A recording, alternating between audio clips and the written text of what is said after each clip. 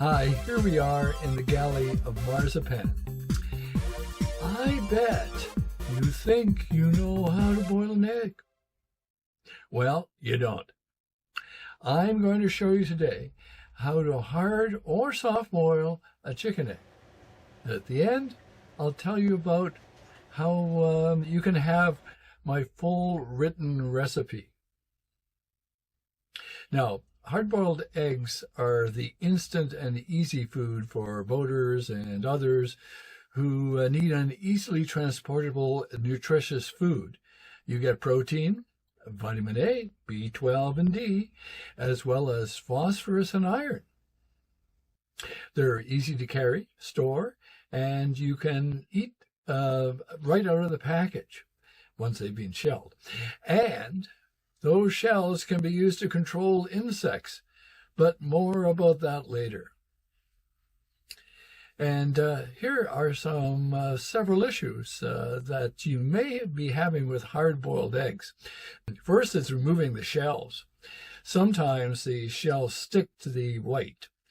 The other common issue is the looks. Yolks have a black halo where they meet the white. I'll show you how to overcome that problem too on today's episode. I developed this technique for hard-boiling eggs with the help of a local church's food program. I was boiling dozens of eggs at a time and had to develop a way of boiling eggs that could be easily shelled and have an attractive look. Now, in the video, I'm using my home stove, but you can boil a few eggs almost anywhere you have a place to boil water. This method also works if you want soft-boiled eggs instead of hard. Now, here's what you'll need. Other than a heat source, you'll need a pot large enough to hold the eggs and completely cover them with water. You'll need a utensil to drop them in and take them out of the water. I've been using a spaghetti grabber. You'll also need a couple of large containers for warm and for cold water. While the water is starting to boil, have you noticed that in many societies, people don't refrigerate their eggs? Without getting into what should and should not be refrigerated, let's just say that the eggs we are boiling should start out at room temperature. Now, you can warm them in a bowl of warm water if they are cold out of the refrigerator. If your eggs are too cold, by the way, it'll affect the boiling time.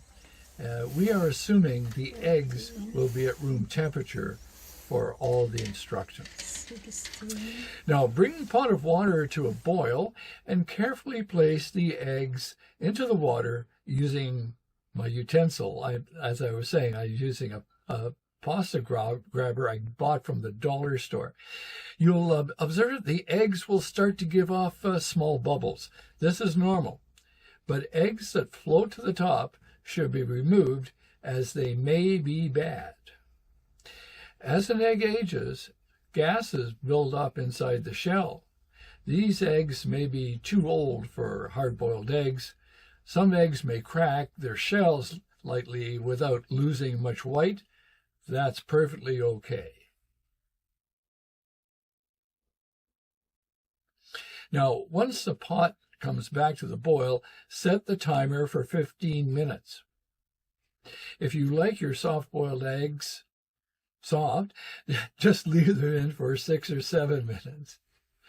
For hard-boiled eggs, while the eggs are boiling, prepare a bowl with very cold water. If where you live, cold water isn't that cold, add ice cubes to the water. Not chilling the eggs fast enough will cause that dark halo around the yolk that many people find unattractive. Now, let the eggs sit out to dry, and after, place the eggs in the refrigerator or add more ice water to completely cool the core. How long? Well, I don't really know. Depends on how much you're in a hurry. I have wait at least an hour, but you will find the perfect time yourself. After that, you raise the temperature of the eggs back to room temperature.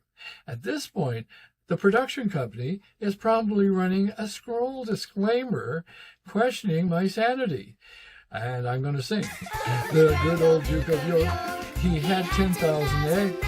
He marched them up to rolling boil, and he marched them back again. Sing it, everybody.